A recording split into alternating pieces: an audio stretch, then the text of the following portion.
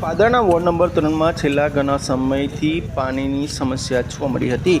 ખાસ કરીને વાત કરવામાં આવે તો સ્ટેશન વિસ્તારમાં આવેલ બજરંગનગર સહિતના વિસ્તારોમાં પીવાનું પાણી પહોંચતું નહોતું। ક્યાંક ને ક્યાંક સાથે વાત કરવામાં આવે તો સમગ્ર બાબતને ધ્યાને લેતા નગરપાલિકાના પૂર્વ પ્રમુખ મયુરધ્વજસિંહ ઝાલા તેમજ સ્થાનિક કોર્પોરેટરો સહિત પાદરાના ધારાસભ્ય ચૈતન્યસિંહ ઝાલા દ્વારા ખાસ નોંધ લેવામાં આવી હતી। ત્યારબાદ જે રીતે વાત કરવામાં આવે તો પીવાના પાણીની લાઇનની મંજૂરી મળી જતા આજરોજ ખાતમુહૂર્ત કાર્યક્રમ યોજવામાં આવ્યો હતો।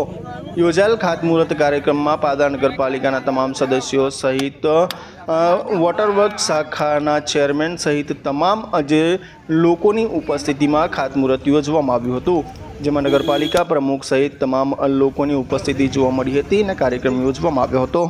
રામ 500 વર્ષ પછી અયોધ્યામાં બિરાજમાન થઈ રહ્યો ત્યારે આજે પાદરામાં પણ રામ રાજ્યની આવી ગઈ એવું લાગતું હોય ત્યારે આજે અમારા વિસ્તાર માટે ખુશીનો દિવસ હોય ત્યારે અમારા વિસ્તાર રામનગર, બજરંગનગર, રામદેવનગર, બોગંડો, દરબાર રોડ જે પ્રાણ પ્રશ્ન હતો 30-32 વર્ષ જૂનો પ્રશ્ન હતો એ પ્રશ્ન આજે હલ થયો છે।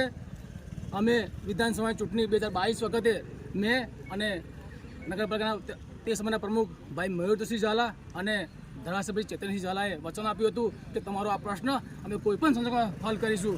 અને આજે રેલવે બોર્ડે રેલવે ફાટક ક્રોસ કરીને રેલવેની લાઇન નાખવાની પાણી લાઇન નાખવાની મંજૂરી આપી હોય ત્યારે હું આ વિસ્તારના રહીશો વતી અને આ વિસ્તારના આગેવાન તરીકે અમારા ચાર કોર્પોરેટર તરફથી હું પાદરાના જનપ્રિય અને જેના દિલમાં હર હંમેશ તાલુકાનું હિત વસેલું છે એવા મારા પરમ મિત્ર ભાઈ ચૈતન્યસિંહ ઝાલાનો સહેજ રીતે આભાર માનું છું।